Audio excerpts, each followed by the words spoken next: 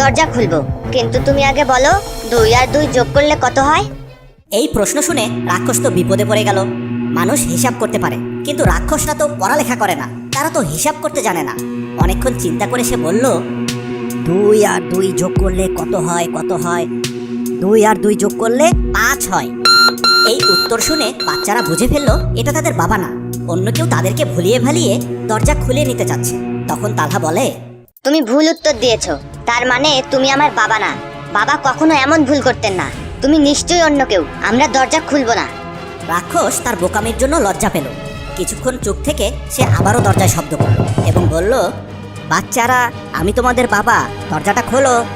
তখন তালহা বলল, তোমার পাটা দরজার ফুটো দিয়ে আগে ঢুকিয়ে দাও তো দেখি।